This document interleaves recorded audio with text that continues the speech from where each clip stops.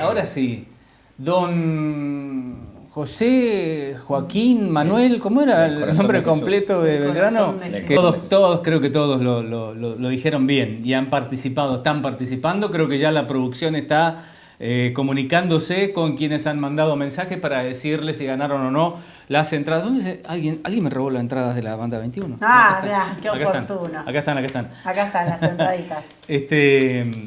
Don José Manuel, no, espera, era así. Ni nosotros lo sabemos. Del Corazón de Jesús. Sí, es. No encuentro uno que me ¿Lo tiene o no lo tiene? Pará. José. No, José es el que llama acá, el que escribe. Yo lo tengo, si les quieren los Manuel, ayudo. sí, Manuel era el primero. Manuel José Joaquín del Corazón de Jesús. Exactamente, ahí está. Belgrano. Manuel José Joaquín del Corazón de Jesús Belgrano. Bueno, muchos han participado, nos han mandado las últimas 3 cifras, ya está la producción comunicándose con quienes van a poder ir mañana a ver la banda 21. Y vamos a hablar de Manuel José Joaquín del Corazón de Jesús Belgrano con Luis Eduardo Meglioli. Claro. Bueno, fíjate que siempre lo hemos reconocido, por lo menos se ha planteado así desde los planes de estudio, sobre todo primarios, como el creador de la bandera, ¿no es cierto? Pero evidentemente hay un antecedente. Una visión reduccionista de la figura. Sí, lamentablemente, porque deberíamos haber sabido siempre que fue un gran jefe militar, ¿no es cierto? Ganador de la batalla de Tucumán y de Salta. Fue un gran, precisamente, no solo abogado, economista, hasta fue periodista también porque escribió, diplomático. Claro. Bueno, participó en Buenos Aires en las 2 invasiones inglesas, también contra los ingleses, buscando la emancipación hispanoamericana, impulsó la Revolución de Mayo, dio muchas sugerencias, consejos en el Congreso de Tucumán. En el 1812 fue la creación de la bandera, ¿no es cierto? Todavía no nos habíamos independizado y eso era algo muy importante porque era un símbolo que luego se iba a ratificar cuando llegaba la Declaración de la Independencia. Y fue un hombre políglota también, porque sabía varios idiomas, había vivido en España, nació en Buenos Aires, pero había vivido en España, era hijo de italiano, como lo dijimos en la otra oportunidad en el Día del Inmigrante. Y fíjate que hoy en Salta, Gustavo y Romina, hoy en Salta se ha estado haciendo una recordación muy linda, porque llegó a ser gobernador de Salta, también además de haber ganado la batalla, y se ha hecho un recorrido con un actor por lugares donde él habitualmente visitaba cuando fue gobernador para buscarle soluciones a la gente, ¿no? Y no nos olvidemos también del impulso que le dio la educación, porque acordémonos que él muere en 1820 con solo 50 años, bueno, en esa época eran edades más o menos normales en que terminaba lamentablemente la vida de las personas, pero tuvo tiempo, en ese momento él decía que era un desastre, que era algo realmente increíble la situación de la educación en las Provincias Unidas del Río de la Plata. Entonces empezó a ver que era necesario iniciar ya, todavía no llegábamos a la independencia, ojo, a la declaración de independencia, pero ya impulsar desde el gobierno de Buenos Aires algunas medidas para promover la educación. Y fíjate que él dona de su fortuna, que no era tanta, pero me imagino que no era poca tampoco, porque donó para 4 escuelas, para construir 4 escuelas. ¿Y cuándo se terminaron de construir? ¿Te acordás? No sé si ustedes habrán... Mucho tiempo. Ha sido una anécdota algo comentada.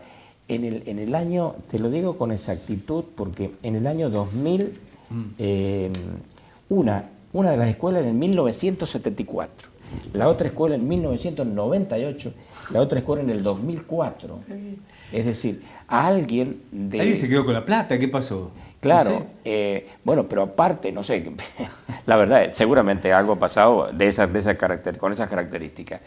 Pero además le debían 18 sueldos a él y apareció un señor medio parecido a Milei, no tengo problema en decirlo, que dice, no hay plata. Es un gobernador que se llamaba Arauz. No tengo plata para devolverle esos Para 18. pagarle los 18 sueldos que le debían. Era una situación económica muy difícil, dice, y no tenían dinero.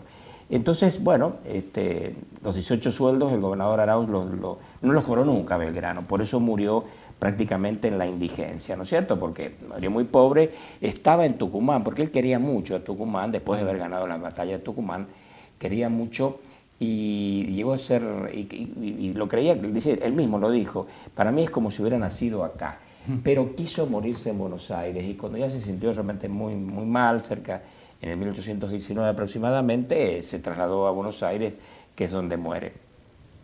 Pero también hay que decir de Belgrano, era un ser humano, ¿no es cierto? Entonces, bueno, tuvo 2 hijos, un hijo con una señora y otro hijo con otra.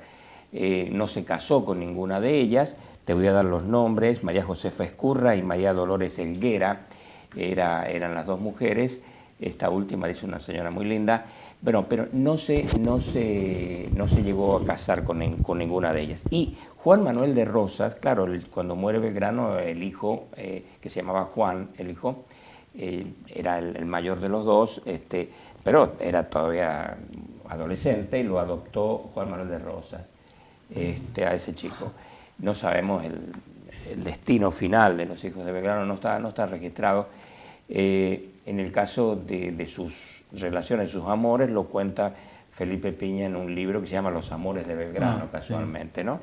De manera que tenemos un hombre realmente muy interesante en la historia, que está muy por encima de la creación solamente de la bandera, que ya es importante, por lo cual hoy está la vicepresidenta en Rosario, ¿no es cierto? Pero, ¿Qué opinas de que haya 2 actos distintos? Y muy mal, porque encima se están respondiendo el presidente con la vicepresidenta, ¿viste? La vicepresidenta dice hoy, hace momentos... Había que estar acá. Sí. Había que estar acá, este es el lugar. Sí. Y bueno, es la vicepresidenta, no es la jefe de la oposición. Es un problema de ellos, no es el problema del país. Pero bueno, muy curioso lo que ha pasado hoy. En Buenos Aires sí, lógicamente se pueden hacer actos, pero no justamente para que esté el presidente, que debería estar allá. Pero bueno, ese es otro tema, lo explicarán ellos, si es que los van a explicar algún día. Pero te quiero decir que también Canal 13 va a tener un programa que hemos hecho sobre el Belgrano, pero contado por él. O sea, es un... ¿El Belgrano? ¿Le hiciste una entrevista? Sí, no. En mi anterior vida. ¿En 1920? ¿1919? Sí. No, 1819. Es un programa donde hay un señor, Ricardo Rojas, un escritor muy reconocido, que escribió un monólogo, escribió muchas cosas, ¿no? Pero escribió un monólogo sobre la vida de Belgrano que se llama Yo soy Manuel Belgrano, ¿no? Ajá. Y en función de la vida, ¿no es cierto? Sí, claro, de su una investigación histórica detrás, histórica, claro. Y en palabras, supuestamente, bueno, de Belgrano, pero incluso él habla ahí de sus relaciones con España. Dice, yo quiero mucho a España, pero no a sus instituciones injustas. Porque claro, si el pueblo de España no tiene la culpa que tuvieran estos reyes totalitarios, colonizadores, conquistadores, ávidos de riqueza, y oro y de dominio de territorios y todo lo demás. Por ejemplo, dice esas cosas. Bueno, ya lo vamos a ver en la programación de Canal 13. Pero me dejás pero completame un poco más. ¿Cómo es? O sea, ¿cómo está planteado? O sea, y bueno, está planteado en primera persona. Yo soy Manuel Belgrano. Vos lo vas a escuchar a Manuel Belgrano. Ah, ok. Ajá. Entonces, hablando en primera persona, y nos vamos a la Plaza Manuel Belgrano, a la Plaza de Desamparados, en el distrito de Desamparados, donde está el busto a Manuel Belgrano, no hace tantos años que está el busto ahí, no había bustos acá, y está muy bien hecho, por cierto. ¿Qué prócer que no ha sido muy reconocido? Tamaño, participación, claro. tanto compromiso, ¿no? Desde el momento mismo de la revolución, incluso antes de mayo, digo. Y bueno, en las invasiones inglesas él estuvo también trabajando ahí, yo no sé si estaba tirando agua caliente, claro. ¿Viste? Pero cerca. Yo quería consultarte porque es un dato que me parece importante y no menor, entre los mitos y verdades que se dieron a conocer a lo largo de la historia de Manuel Belgrano. ¿Es cierto que era uno de los próceres más preparados académicamente, si lo podemos definir así, de esa época? Y evidentemente sí, porque no solo fue abogado, fue economista, fue diplomático, fue militar, ¿no es cierto? Y bueno, el impulso, y políglota, sabía muchos idiomas, y el impulso que le dio la educación fue el primero. Después vino Sarmiento, ¿no es cierto? en el país y cuando llegó a ser presidente, pero el primer paso en defensa de la educación y de crear pasos seguros para mejorar la educación lo dio Belgrano. Sí, evidentemente que sí. Por eso no tenía las características de un militar al uso, digamos, por definición, como podría ser San Martín, por ejemplo, que de todas maneras San Martín él no ha escrito mucho, pero ha leído mucho, se sabe que tenía una biblioteca muy interesante, pero era uno de los, como vos decís, uno de los más preparados, digamos, de entonces, ¿no? De los líderes de entonces. Sí.